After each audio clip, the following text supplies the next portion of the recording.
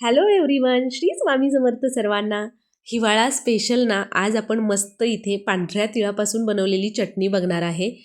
पांढरे तीळ हे शरीराला नैसर्गिकरित्या उष्णता, उबदारपणा देतात. त्यामुळे हिवाळ्यामध्ये पांढऱ्या तिळापासून बनवलेले पदार्थ नक्की ट्राय केले पाहिजे.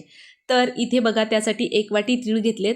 7 ते 8 मिनिटं मंद आचेवर खरपूस असे भाजून घ्यायचे. हलकासा रंग बदलतो, सुगंध यायला लागला की गॅस बंद करायचा, थंड करून घ्यायचे आणि त्यानंतर घालायचे आहेत मिक्सरच्या भांड्यामध्ये. आता हे थंड केलेले तीळ, त्याबरोबर 10 ते 12 लसूण पाकळ्या आणि 2 चमचे लाल तिखट. आता याबरोबरच घालायचं आहे चवीपुरतं मीठ.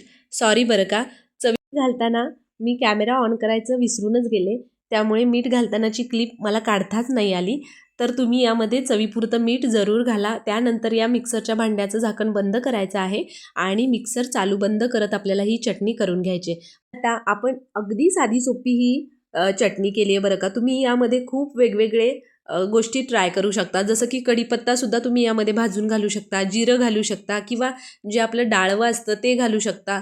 त्याने सुद्धा या चटणीचा खमंगपणा अजूनच वाढतो. त्यामुळे तुम्ही तेही घालून ही चटणी वेगवेगळ्या पद्धतीने सुद्धा ट्राय करू शकता.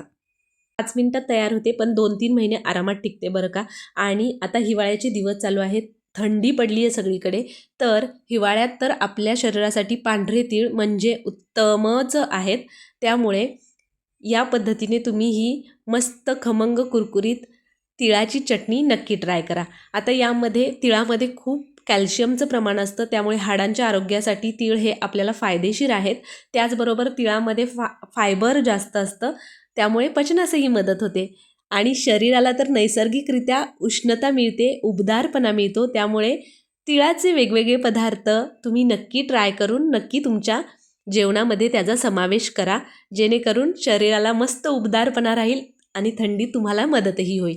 चला तर मग अशी झटपट तयार होणारी 5 मिनिटात अगदी तयार केलेली ही तिळाची चटणीची रेसिपी तुम्हाला कशी वाटली मला कमेंट करून नक्की सांगा. त्याचबरोबर तुम्हाला आपल्या रेसिपीज कशा वाटतात तेही मला कमेंट करून सांगायचं आहे.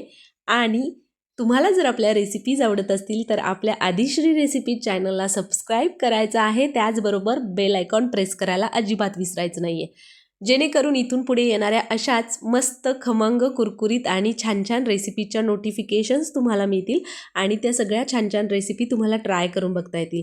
चला तर मग पटकन या खमंग कुरकुरीत आणि छान मस्त आपल्या शरीराला उबदारपणा देणाऱ्या पांढऱ्या तिळाच्या चटणीच्या रेसिपीला लाईक करा, रेसिपी शेअर करा.